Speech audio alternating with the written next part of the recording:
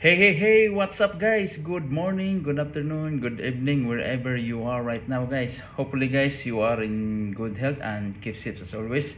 You know what happening now, the GCC countries. So, of course, as you know exactly what's going on now. During this record, today this is my record during the time.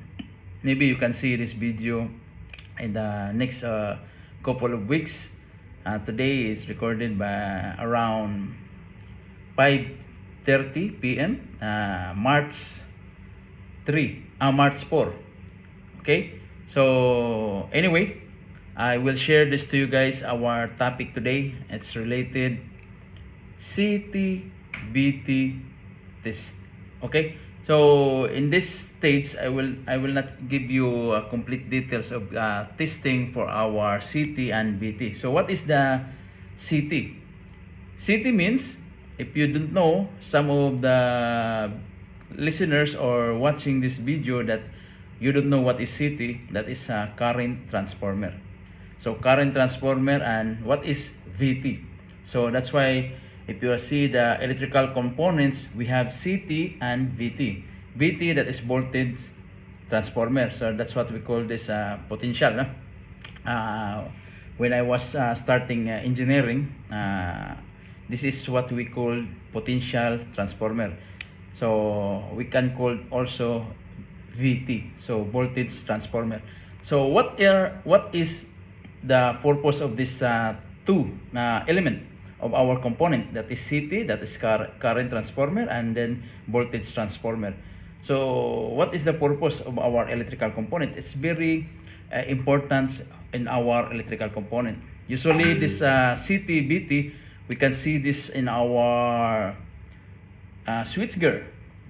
Okay, so in our panel, in our electrical components, electrical switchgear, so it involves electrical. You can see some of this CT and BT, especially that you are lowering the current and lowering the voltage.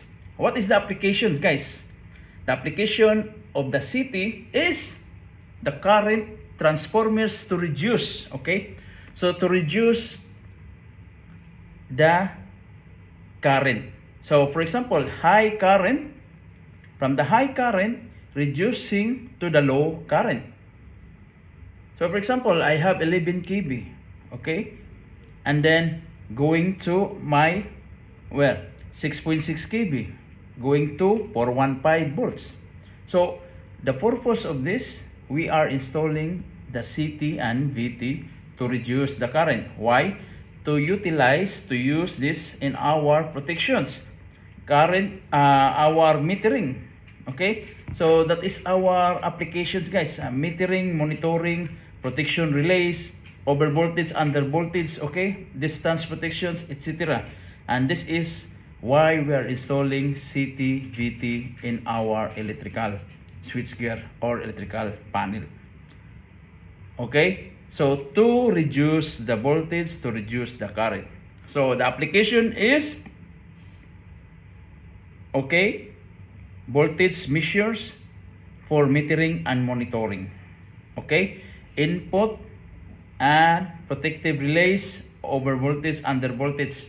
That is our protections. So isolation between high voltage system to all control circuits. So why we are doing this? Because if you are not do this, all of your instruments, because that is a small current, let's say 0.5 amps, 5 amps, 10 amps, that will be blow up, that will be damage to your devices.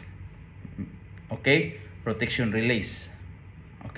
That's why this is very important in electrical component. All right, so more of details related CT and VT I will discuss in the next video.